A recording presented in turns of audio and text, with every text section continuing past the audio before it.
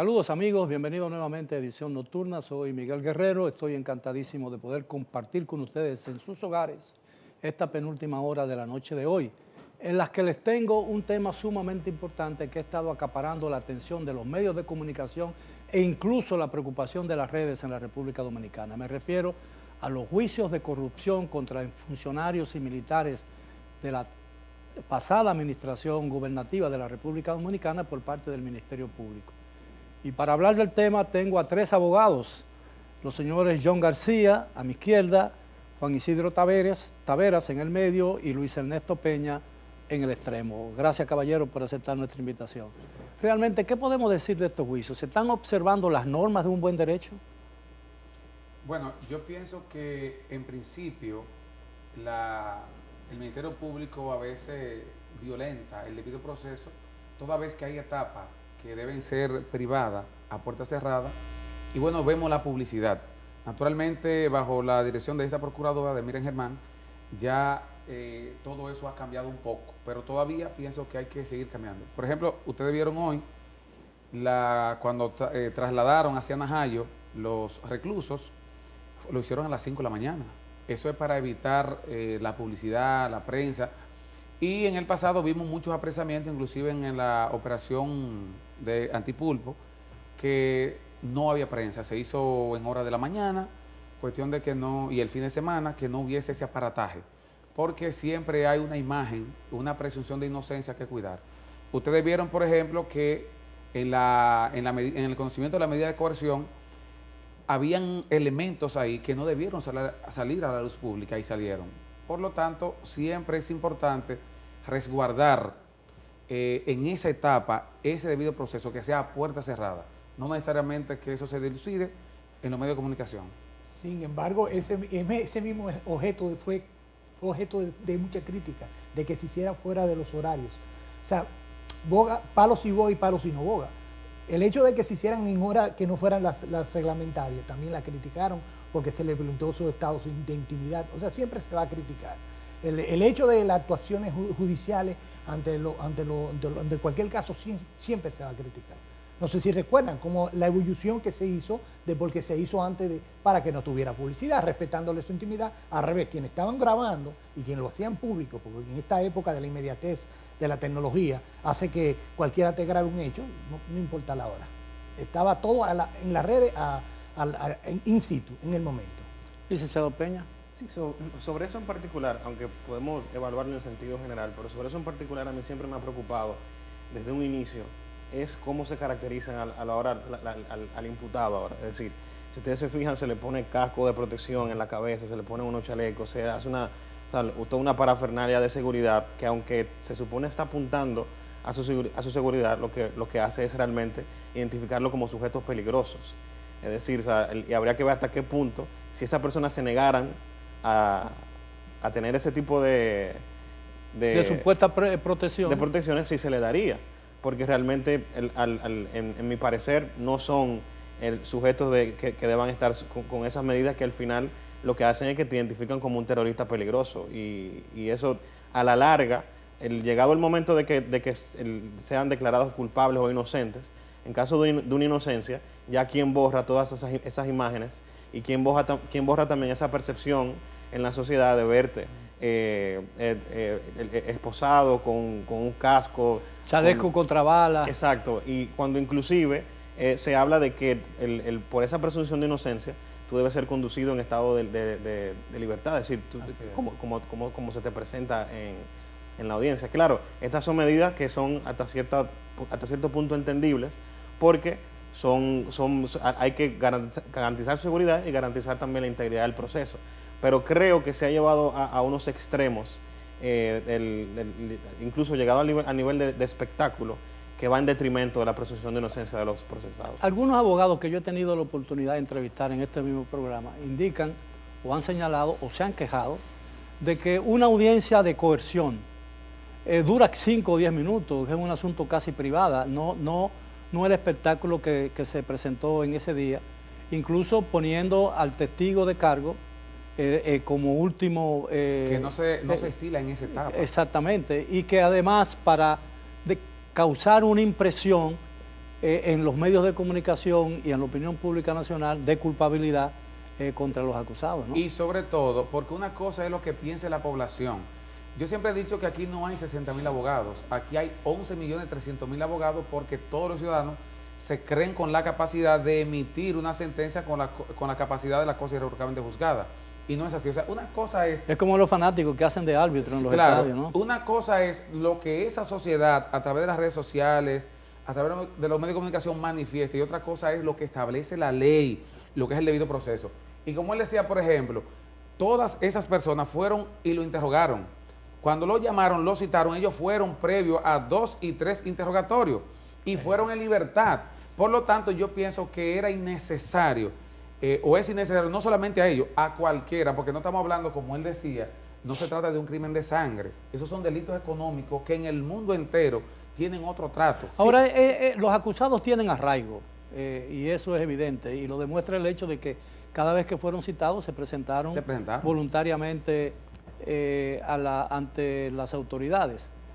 Pero la jueza que dictó la sentencia y aceptando el pedido de 18 meses de prisión domiciliaria, dijo que había tomado esa decisión por temor a que la libertad de los acusados pudiese entorpecer la investigación posterior o dañar o contaminar expedientes acusatorios.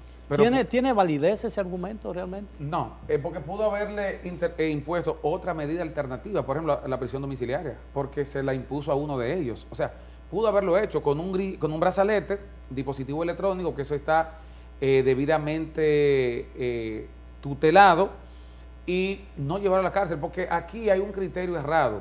El Ministerio Público solamente una sola palabra: prisión, prisión, prisión. Y por eso tenemos más de la mitad de los presos son gente que todavía no tienen sentencia firme. Usted no sabe si son culpables o inocentes. Entonces, lo que decía la magistrada Miriam Germán, de que 60 millones de pesos mensual es el déficit de la Procuraduría, se lo ahorraría la Procuraduría si hay muchas personas ahí que están cumpliendo una de las 6, o sea, de las 7 medidas que establece el 226. Si tú le impones una de las otras 6, entonces esas personas estarían en otra condición y la Procuraduría se ahorraría ese dinero. En la población carcelaria, los presos preventivos, ¿qué proporción tiene de la población carcelaria? Es la mayor que hay de todas. Me parece que casi el 90% son presos preventivos. Como el 70% son de presos preventivos. Y hay 27.000 personas privadas de su libertad en este país. Entonces estamos hablando que debe haber 18.000 mínimo de presos preventivos. Sí, yo recuerdo que el último corte que se hizo habían sobre los 17.000. Siempre ha sido exorbitante. Yo creo que al contrario ha ido reduciéndose porque ha habido unas agilizaciones de los procesos. De una manera se han agilizado comparativamente. No estoy diciendo que sean expeditos ni que sean rápidos. Sí, y eso se debe realmente a una práctica generalizada de que la prisión preventiva, o sea, no me gusta hablar en términos generales totales, porque puede haber excepciones, pero en sentido general podríamos decir que la prisión preventiva es una solicitud presente en casi todos los procesos. Y solamente no se da cuando algún juez lo niega. Y eso realmente responde a que evidentemente que el Ministerio Público pierde presión si ya el procesado se encuentra bajo prisión. Pero además se sustrae del proceso. O sea, el hecho de que el hombre, que el preso preventivo o que el acusado esté fuera de la cárcel, también no le dan seguimiento. Ese es el detalle. No le dan seguimiento al proceso. Sí se le da. Pero muy poco, porque hay poco instrumento, hay poco presupuesto, hay poca... Ese es el detalle. Entonces, el tenerlo ahí permite que haya un actor diligenciando, que puede ser el actor civil, pero también es el defensor. Bueno, pero el tema es que hay entonces nosotros, por una falta de presupuesto o de recursos del Estado para perseguir la celebración del proceso, entonces lo pagamos.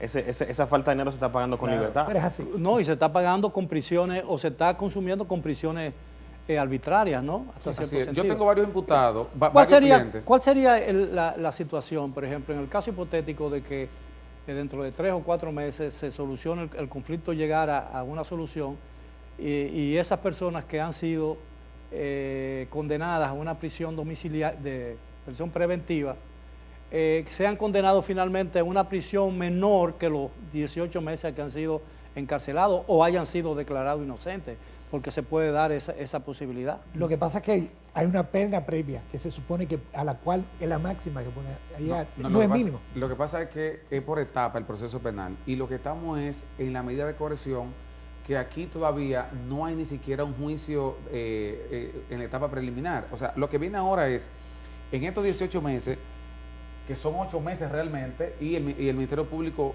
cumplidos 8 meses, puede solicitar la extensión del plazo, porque cuando a una gente le imponen 1 año de prisión preventiva, realmente son 3 meses. Lo que pasa es que cada 3 meses hay una revisión y ahí se puede variar la medida si hay presupuesto nuevo o si el juez lo entiende. Pero no olvidemos que estos son presos especiales, ¿no? Sí, muy especial. No, pero es preventivo. Entonces, ellos pueden solicitar la variación de la medida. Inclusive hubo un abogado, Félix Porte, que dijo que va a apelar la decisión de la magistrada. Entonces, la Corte puede variar esa... Pero igualmente también pasa que aunque se le dicte 3 meses de prisión preventiva, esos 3 meses pueden convertirse en un año, porque Así igualmente lo que pasa es que a los 3 meses se hace una revisión obligatoria y muy probablemente se rectifique. Se han dado, tengo entendido que los 18 meses es la prisión preventiva más alta que puede pedir Así es, el Ministerio Público. Cuando el caso es declarado complejo, sí, como en este caso. Pero tengo entendido que hay personas que tienen mucho más que eso en condición de preso preventivo. Lo que pasa es que al final, y eso es a mi entender una distorsión dentro del diseño del sistema, es que la Dirección General de Prisiones depende de esa forma parte del Ministerio Público. Entonces, básicamente quien está encargado del sistema carcelario es el mismo órgano que persigue. Entonces, es una distorsión. Evidentemente es una distorsión porque ellos no tienen ningún interés en que cuando una persona ya se le cumple, en que eso en que se libere. Ellos no van a dedicar recursos en eso, sino que tiene que ser la propia persona que haga esa diligencia. Por eso muchas veces pasa que hay personas que le varían su medida de coerción y en vez de salir libre del salón de audiencia, como debería ser en un sistema garantista. Va a la cárcel, eso le iba a preguntar. Muchas veces se toma a veces hasta 1 semana, 2 semanas más preso. Y más, hasta un mes. Sí, porque hay que hacer un proceso. Ahora, un juez, eso fue una falta de responsabilidad de un juez, porque un juez puede ordenarle a la autoridad en el estrado de que suelten ese individuo. Lo que pasa es que hay una situación que se da y es que esa persona puede tener otros casos abiertos y entonces tener también otra medida de coerción que pese sobre él y eso es lo que pasa. No, pero eso es un caso excepcional. Pero se da mucho. Bueno, pero lo regular, lo criticable es que una persona que en audiencia, en medio del tribunal, es absuelto por un juez, tenga que ir nuevamente a prisión hasta que otro juez ordene su salida. El juez de la pena. El juez de la pena. No, en este caso no, porque cuando hay que diferenciar, y ahí era el error de ahorita, hay que diferenciar, por ejemplo, hasta cuándo un preso es preventivo. Un preso preventivo, por ejemplo, es condenado en juicio de fondo, es preventivo todavía, está en la corte, es preventivo. Hasta tanto no tiene una sentencia con la autoridad de la cosa mente irrevocablemente juzgada, todavía es preventivo. O sea que hay que diferenciar lo que es la persona que le ha dictado una medida de coerción de la persona que fue enviado a fondo, de la persona que está en fondo y es condenado en fondo, se le ratifica en la corte, entonces eso va a la Suprema o al Constitucional. No, pero todavía es un preso preventivo, por eso es que la mayor cantidad de personas son presos preventivos. Pues ya está sentenciado en primera o en segunda instancia. Sí, pero y no como son... quiere preventivo, porque todavía la decisión no es firme, todavía es inocente. Bueno, pero un juez puede dictar y puede considerar en audiencia que dada que la acusación no amerita que este hombre vuelva a prisión, no hay necesidad de mantener la coerción. Puede variar la medida de coerción, naturalmente. La puede variar y conocerle su proceso en libertad o con una de las medidas que establece el 96. Volviendo al punto inicial, ¿consideran ustedes como abogados que los 18 meses que aprobó el tribunal tienen alguna correlación con la magnitud de la acusación? Bueno, lo que pasa es que el caso fue declarado complejo y si es complejo son 18 meses. Habría que ver, yo pienso que sí. Pero a mí me parece que la complejidad de un sistema no es más que el resultado de la incompetencia del Ministerio Público. Pudiese ser. Yo lo veo así, Porque si hubiese sido yo el Ministerio Público, lo que hago es que presento acusación de inmediato. Porque ya tú tienes un tiempo investigándolo, yo lo investigo en libertad y automáticamente le presento acusación. Y no hago lo que ellos hicieron, le pido 18 meses de caso complejo, después viene la etapa ya del juicio de la prueba, que es la preliminar, y entonces después a fondo. Hubiera sido yo y vuelo la etapa de la medida de coerción, porque para mí, en un crimen que no es un delito de sangre y cuya víctima es intangible, yo no hubiese volado esa etapa. Pero más que un crimen de sangre es algo peor, porque la cera muchos intereses y mucho dinero involucra. Es económico, es económico, pero el económico te priva de muchas cosas y te llega al hambre. Pero a lo que John se refiere es no en cuanto a lo dañino que sea o no, sino en cuanto a la peligrosidad del sujeto que está envuelto en el proceso. Pero yo creo que es súper más peligroso, porque es un militar de alta gradación. Es lamentable decirlo, pero esas personas conservan poder dentro de la institución, conservan niveles de lealtad, conservan niveles de relaciones que son peligrosos, que pueden inclusive involucrarse en el proceso y perjudicarlo. No sé, el momentum de la causa es que lo diría también. Quisiera poner un ejemplo, don Miguel. Por ejemplo, todos vimos, el mundo vio frente a la cámara el asesinato que se le produjo a este joven afroamericano, apellido Freud. Todo el mundo lo vio. En los Estados Unidos. Sí, en los Estados Unidos. Al cabo de 25 días o 30 días, el policía que fue acusado de matarlo y que todo el mundo lo vio, le dieron una fianza y se le está conociendo su proceso en libertad. O sea, y todo el mundo vio que lo mató. O sea, ese es un delito de sangre. Lo mató. Y ese policía está libre con una fianza. Entonces, cuando se trata de delito económico, yo pienso... Pero es que ese es otro sistema. Permíteme interrumpirte. Es otro sistema que implica muchísimos otros factores, inclusive el factor racismo, el factor político, el factor momentum. Son otro proceso. Es el modelo que nosotros imitamos y que queremos siempre seguir. O sea, ha sido un error. Debe ser un derecho más de negociación que de venganza. No podemos caer en ese error. Ahora, al principio del programa, ustedes coincidieron en que las medidas de protección que se le dieron a los acusados cuando salieron del estrado parecían señalarlos como criminales peligrosos. Y que esa imagen difícilmente podrá ser borrada. E incluso en el caso hipotético de que resulten inocentes de la acusación que le ha formulado el Ministerio Público. No tienen ninguna responsabilidad en el daño moral que eso le causa al acusado, el Ministerio Público. No pueden actuar los abogados y los acusados contra el Ministerio Público. Bueno, si tuviéramos que hablar en términos hipotéticos, podríamos decir que sí, pero en términos de precedentes, aquí realmente nunca se ha visto y esencialmente es algo y que está bien que sea así hasta cierto modo.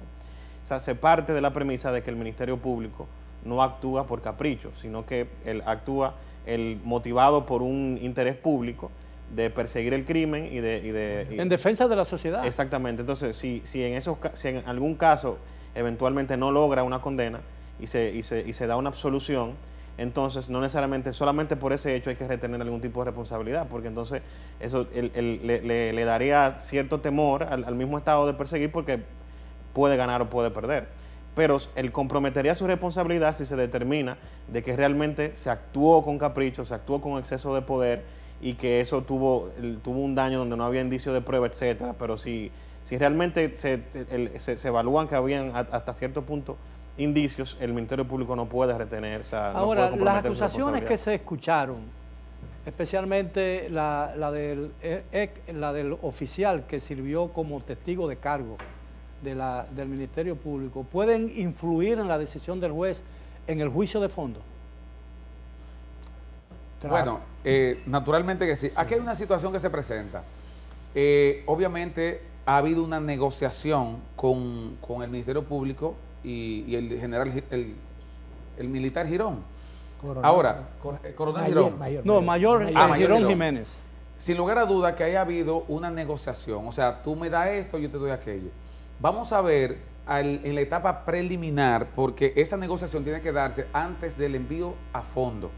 Entonces, en esta etapa que viene aquí, vamos a ver en qué va a consistir esa negociación, que puede ser, por ejemplo, bueno, aquí no será un penal abreviado, pudiese ser un penal abreviado.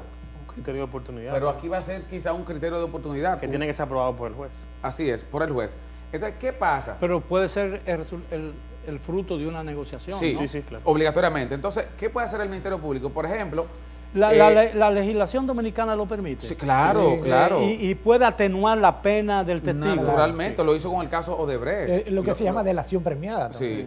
Entonces, ¿qué Bueno, pasa? por primera vez se escuchó lo de delación primada Sí. aquí. Con Odebrecht. Entonces, ¿qué pasa? ¿Qué puede pasar en este caso? De que a Girón le den ese beneficio, ese criterio de oportunidad, donde lo pueden condenar, por ejemplo, a 3 años de prisión, le suspenden 2 años y medio o se la suspenden completamente y le decomisan los bienes que él ha dicho que ha sido resultado de esa sustracción. Bien, vamos a continuar conversando sobre el tema cuando regresemos después de la pausa. Continúen por favor con nosotros porque Edición Nocturna regresa en breve.